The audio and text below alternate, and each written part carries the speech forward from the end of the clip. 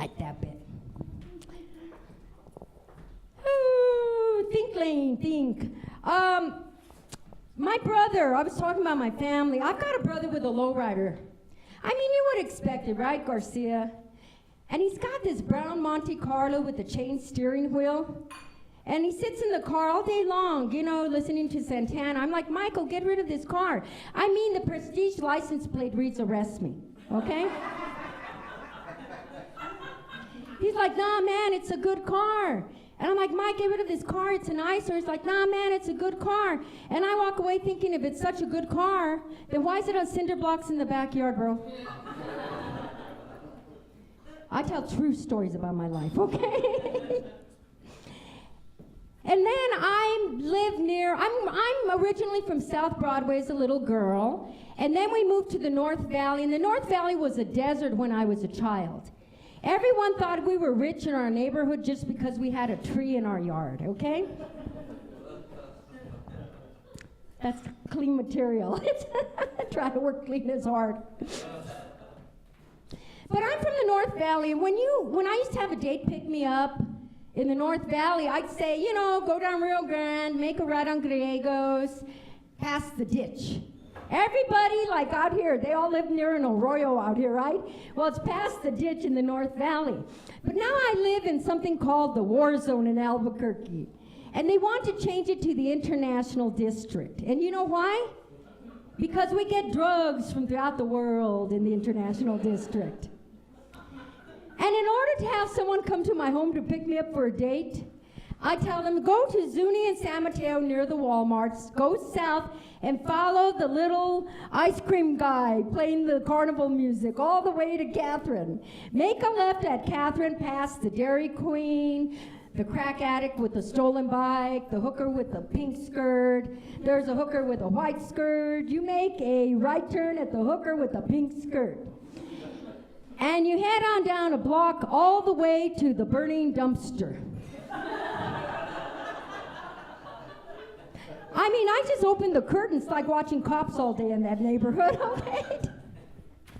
I canceled my cable TV. I'm going to watch Cops all day, 24/7. So I said, yeah, this dumpster is always on fire. It could replace the Olympic torch and be drawn from city to city by crack hose, okay? So we get the firemen there.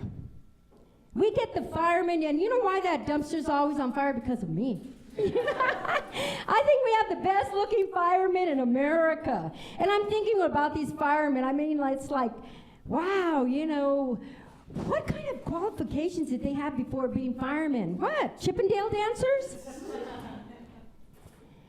And when I moved into that neighborhood, you get stray gunfire. I thought I was first of all, I bought a fourplex there.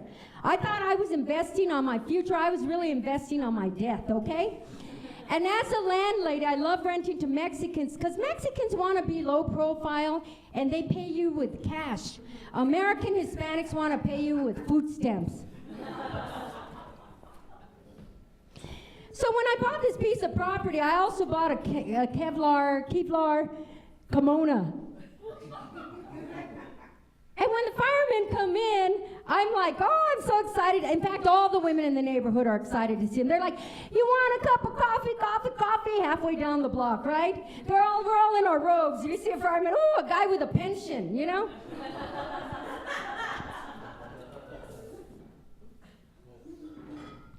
These guys are so cute that I'm standing at my picket fence. Yeah, I got a picket fence in the war zone. It might have a few gunshots in it, but I live right at the corner of Smith and Wesson, okay? Let's just say that. So I'm standing there at the picket fence, and I'm like giving him a lap dance. You know, woo, what's your name? And I use a stop sign pole as a stripper pole. I'm like, forget that 5-alarm fire across the street because I have a 5-alarm fire right here in my pantalones. Yeah, this girl's on fire. Well, I wasn't raised speaking Spanish. Anybody here? Anybody else been beaten to a pulp by nuns when you said a la mori, you know? Well, I wasn't raised speaking Spanish. My Spanish is so bad that when I was in Juarez once, I was trying to use my Spanish to barter a rug, and the Mexican guy said, just speak English, okay? And I did speak English. I said, gee, how rude. But as a child, and people don't understand this, when they ask me why don't you speak Spanish, it opens up a Pandora box filled with pain and all my Halloween candy, all right? Yeah, my grandma Gold hit it there. But the nun dissuaded us from speaking Spanish. Once this kid said something in Spanish, and that nun beat him like a piñata. Yeah, when the candy fell out of his pockets, I picked it up, okay? And she didn't like me. She'd walk around the hall singing, if I had a hammer, if I had a hammer. And I could swear she had a hammer because there was a guy in our classroom nailed to a cross. Hey, it wasn't Jesus Christ. It was a Jehovah's Witness that knocked on the wrong door.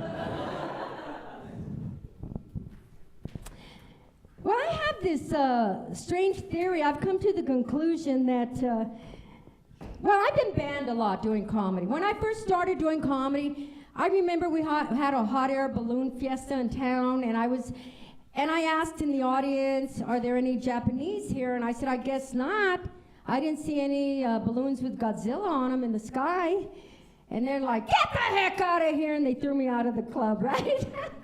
I've been thrown out doing comedy, learning how to build my act. And I just have this thing and then I was doing a church fiesta, and the priest thought I was too racy, woo, because I did that Catholic joke, okay? So he banned me from church fiestas throughout New Mexico, which would really hurt my career. But I really think that I have this theme song that is always in my life. Kansas City. You know that song? Kansas City, here I come. They got them crazy little women there. I'm gonna get me one. So growing up in New Mexico, every wedding dance, every baptismo, every funeral, they played Kansas City, okay?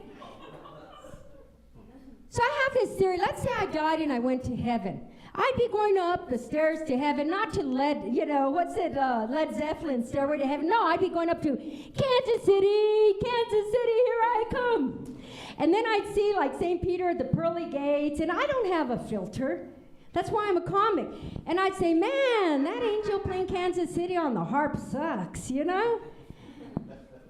Yeah, and are these walls in heaven real adobe?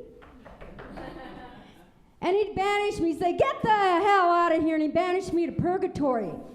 Then I'd be in purgatory, and there'd be the lost souls dragging their feet with their arms toward the heaven.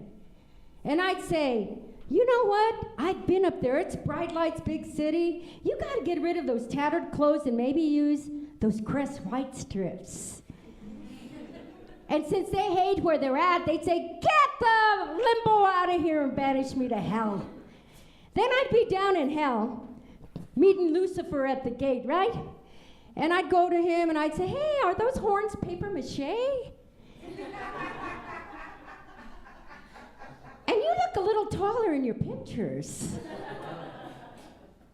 And since heaven is a bad word in hell, he'd say, get the heaven out of here.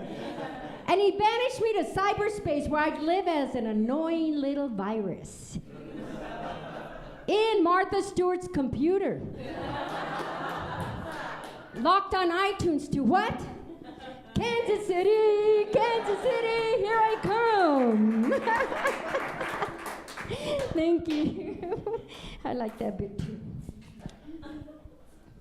Well, let me get a little feminist here. I'm a lady. You know what I really hate are Hooters restaurants, right? I mean, the sexism there. I think, why don't they give us women a restaurant, right? And call it Peckers. You guys can keep that little 17-year-old girl with the fake hula hoop, fake ID, pouring you beer. Give us women a 6'2" guy, naked. Naked.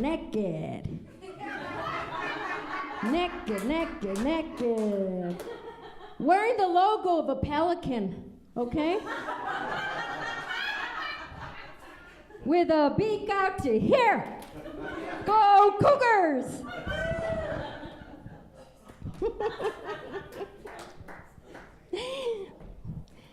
And then, like, now we have, like, the Wonder Bra out there. First of all, DuPont is responsible for making implants. And I'm thinking, before you tested these, they are dangerous to women. What did you test on in those DuPont labs? And I'm thinking a little white mouse. Play with me, people, play with me. Can you imagine that little white mouse on that treadmill thinking, gee, I wonder when they're going to give me a jogging bra.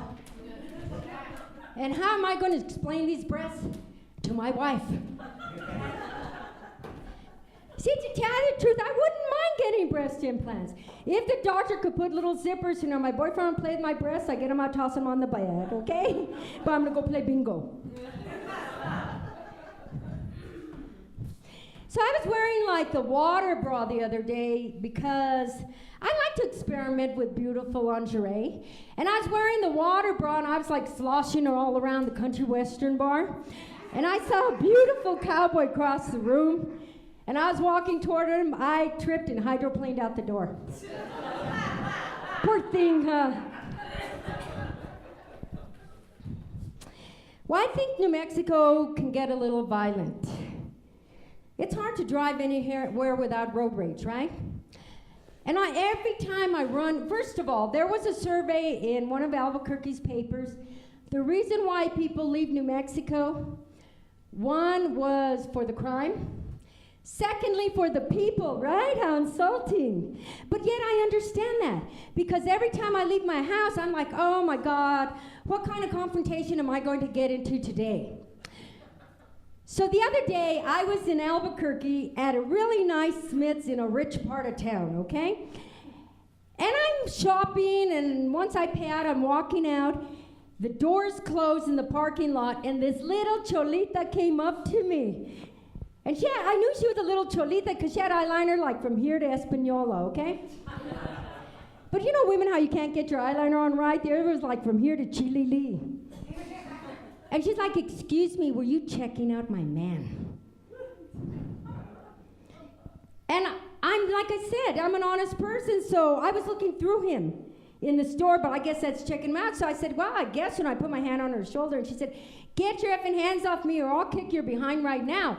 And I thought, oh yeah, I'm from South Broadway with a degree from Harvard. I'll kick your behind at a game of Scrabble. And then she started like to get really mean with me and everything. And he got embarrassed. So he started pulling her into the truck. And he put the child locks on her. She was like a mean Rottweiler. And I got real brave. We'll pretend you're the truck. I got real brave because I'm a coward. I knew the child locks were on. So I went in front of the truck, and I shook my bony little butt, and I gave her the New Mexico bird. And I'm like, you don't even belong in this neighborhood, Chola. And immediately after I said that, I realized I too didn't belong in that neighborhood. Well, thank you. My name's Goldie Garcia. Thank you for coming to the show. We'll be here for 5 more nights. Friday, Saturday, Thursday, Friday, Saturday next week. Let's hear it again for Sarah Kennedy,